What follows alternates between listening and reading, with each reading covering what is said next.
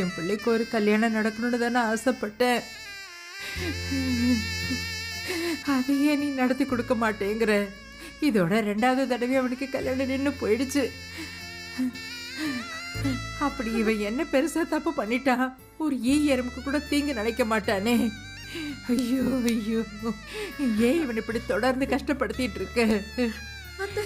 அப்பதான் அழாதீங்க, அப்பதான் ப்ளீஸ் அப்பதான். கோமதி, எங்க தப்பு நினைச்சுட்டே தெரியல கோமதி. இவனுக்கு பொண்ணு பார்க்க போறப்போ பொண்ணு வீட்டுல கிளிப்பிளி சொல்ற மாதிரி இவனை பத்தி உங்க அண்ணங்களை பத்தி எல்லா விஷயத்தையும் எடுத்து சொல்லித்தானே பொண்ணு கேட்டான். இப்ப பார்த்தா எதுக்கு கல்யாணத்தை நிறுத்துறன்னு கூட சொல்லாம போறாங்க. இது என்ன கோமதி, என்ன நடக்குதுன்னு ஒண்ணும் புரிய மாட்டேங்குது. மாமா, நீங்க ஒன்றும் கவலைப்படாதீங்க, தைரியமா இருங்க, நாங்க இருக்கோம் மாமா. பொண்ணு வீட்டுக்காரங்கள அப்படியே விட்டுறக்கூடாது. காரணம் சொல்லுங்கன்னு கேட்டிருக்கணும். இல்லனா மீனா சொன்ன மாதிரி போலீஸ கூப்பிட்டு விட்டுருக்கணும். ஆமா, இப்ப கூட ஒன்னும் கெட்டு போல. கண்டிப்பா போலீஸ் ஸ்டேஷனுக்கு போய் கம்ப்ளைண்ட் கொடுத்துருவோம்.